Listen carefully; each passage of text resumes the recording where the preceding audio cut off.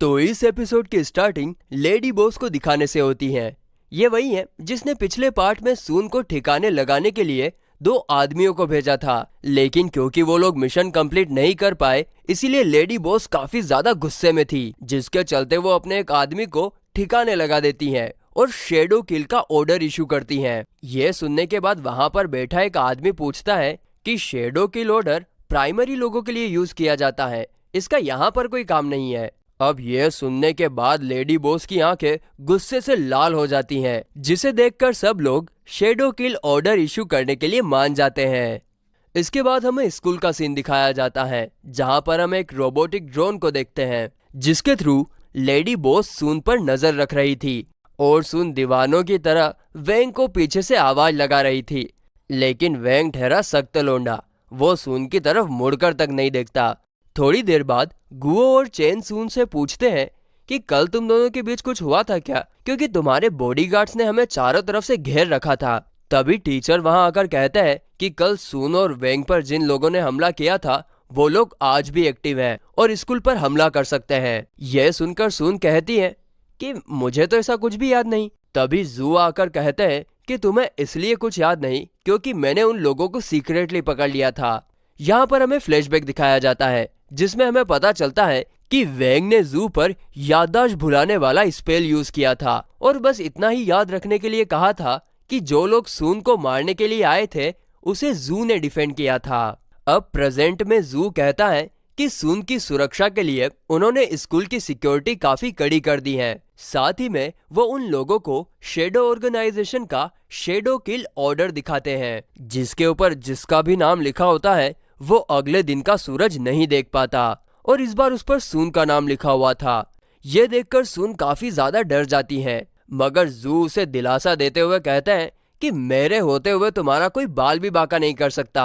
इसके बाद जू सभी को अपने ऑफिस लेकर जाते हैं और रास्ते में जाते हुए कहते हैं कि स्कूल की सुरक्षा इतनी कड़ी है कि उनकी परमिशन के बिना वहां पर एक मक्खी तक नहीं आ सकती। तभी वहां पर एक मक्खी आ जाती है, जिसे देखकर जू के स्नाइपर उसे मार गिराती हैं। हम देखते हैं कि ये वही रोबोट ड्रोन था जिसके थ्रू लेडी बॉस उन लोगों पर नजर रख रही थी। अब लेडी बॉस ने उन लोगों की सारी बातें सुन ली थी, इसीलिए वो तुरंत शैडो किल ऑर्डर को एग्जीक्यूट करने के लिए कहती हैं। इसके चलते स्कूल की जमीन फाड़कर हैमरमैन बाहर निकलता है, जो कि काफी आसानी से स्कूल में तैनात गार्ड्स को ठिकाने लगा रहा था। जैसे हम चाय में पड़ी मक्खी को निकाल फेंकते हैं, ठीक वैसे ही। और ये सब कैमरे के जरिए जू और टीचर देख रहे थे, जिसे देखकर टीचर वेंग और सभी को कहते हैं कि जब तक जू और मैं यहाँ पर हैं, तब तक तुम लोगों को कुछ नहीं होगा। लेकिन ये चारों वहाँ पर ऐसे बैठे थे जैसे वो लोग बाहर पिकनिक मनाने के लिए आए हो। वो लोग ग्रुप में एक दूसरे के साथ चैटिंग कर रहे थे, तो टीचर उसी ग्रुप में मैसेज करके उन्हें सिचुएशन की गंभीरता समझाता है। इसके बाद टीचर कॉरिडोर में तैनात रॉयल गार्ड्स को हमले के बारे में बताते हैं, जिस पर गार्ड एटीट्यूड में कहते हैं कि हम एलाइड गार्ड से हैं और कोई हम पर हमला करने की जरूरत नहीं करेंगे। लेकिन तभी शैडो किल ऑर्डर का सेकेंड मेंबर गैसमैन उन पर टॉक्सिक गैस से हमला करता है, जिसे देखकर वे लोग वहां से भाग खड़े होते हैं। तभी कोई गैसमैन पर गोली चलाता है, लेकिन गैसमैन उससे काफी आसानी से बच जाता है। वो गोली इतनी तेजी से दीवार में लगती है कि दीवार ब्लास्ट हो जाती है, लेकिन जल्दी हमें पता चलता है कि वो कोई बंदूक की गोली नहीं बल्कि नॉर्मल सा चोक था, जिसे टीचर ने गैसमैन की तरफ फेंका था। दूसरी तरफ हम शैडो किल ऑर्डर के लीडर इनविजिबल मैन को देखते हैं। वो इनविजिबल होकर जू के केबिन के ऊपर खड़ा था। इस तरफ वेंग को नूडल्स पर चल रहे ऑफर के बारे में पता चलता है, तो वो कुछ नूडल्स के पैकेट ऑर्डर करता है जो कि 15 मिनट में डिलीवर होने वाले थे। यह देखकर कमरे में मौजूद सभी लोग हैरान हो जाते हैं कि वेंग इतनी खतरनाक सिचुएशन में भी नूडल्स के बारे में सोच रहा है। इधर गैसमैन अपने वेपन से टीचर पर कई हमले करता है, लेकिन टीचर उन सब हमलों से आसानी से बच रहे थे। लेकिन जब वो अगली बार टीचर पर हमला करता है, तब उसके वेपन्स बड़े होकर टीचर को घेर लेते हैं, जिससे वहां पर एक बड़ा धमाका होता है। लेकिन जल्द ही उसे पता चलता है कि टीचर ने उसके इस हमले को भी अपनी स्पिरिचुअल फोर्स से रोक लिया था। ये देखकर गैसमैन घबरा जाता है और पॉइजन गैस का यूज करके वहां से भागने की कोशिश करता है। दूसरी तरफ वेंग को अपने नूडल्स के पैकेट आने का मैसेज आता है तो वो उसे बाहर लेने के लिए जाता है। इधर गेसमैन भागते हुए अचानक से दरवाजे से टकराकर नीचे गिर जाता है और जिसने दरवाजा खोला था वो और कोई नहीं बल्कि वेंग था, जो डिलीवरी लेने के लिए जा रहा था। आगे वो गेसमैन को सॉरी बोलकर वहां से निकल जाता है। तभी टीचर वहां आकर गेसमैन को कहते हैं कि क्लास अभी बाकी है, जिसे सुनकर गेसमैन काफी ज्यादा घबरा जाता है।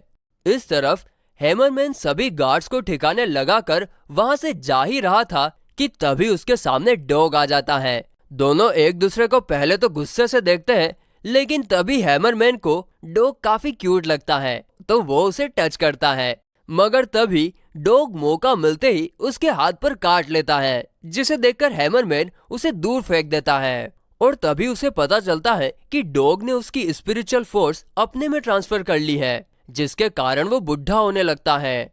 वहीं हैमरमैन की स्पिरिचुअल फोर्स मिलने पर डॉग जायंट फ्रॉग में बदल जाता है और वो हैमरमैन पर हमला करने ही वाला था कि हैमरमैन वहां से भागने की कोशिश करता है, लेकिन बूढ़ा होने के कारण उसकी हड्डियां जवाब दे देती हैं, जिसके बाद जायंट फ्रॉग उस पर हमला करता है और वहां पर एक बहुत बड़ा धमाका होता है। और फिर इसी तरह सभी लोगों ने मिलकर शेडो किल ऑर्डर के 2 मेंबर को हरा दिया था। अब बस इनविजिबल मैन बचा है। तभी वेंग वहां आता है जहां पर इनविजिबल मैन छुपा हुआ था। वेंग कहता है, तो तुम यहाँ पर छुपे हुए हो? ये सुनकर इनविजिबल मैन घबरा जाता है, लेकिन जल्द ही वो वेंग को डिलीवरी लेते हुए देखता है और सोचता है कि वेंग इसके बारे में बात कर रहा होगा।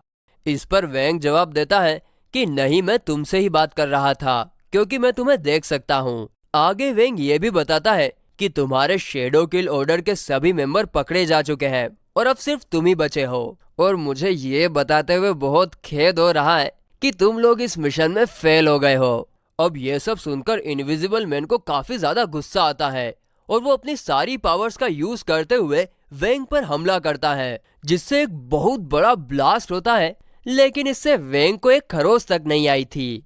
ये देखकर इनविजिबल मैन हैरान रह जाता है कि किसी की इतनी खतरनाक स्पिरिचुअल फोर्स कैसे हो सकती है।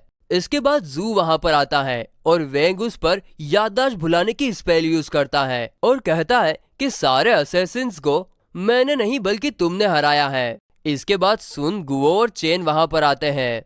जू ने बताता है कि मैं थोड़ा सा लेट हो गया क्योंकि वेंग उनके हाथों में जख्मी हालत में पड़ा हुआ था, जिसे देखकर सब लोग काफी ज्यादा घबरा जाते हैं, लेकिन हम ऑडियंस को पता है कि वो नाटक कर रहा है। अब इसके कुछ टाइम बाद न्यूज पर बताया जाता है कि जू ने अकेले ही शेडो किल ऑर्डर के सभी मेंबर को ठिकाने लगाया है। और फिर इसी के साथ ये एपिसोड खत्म हो जाता है।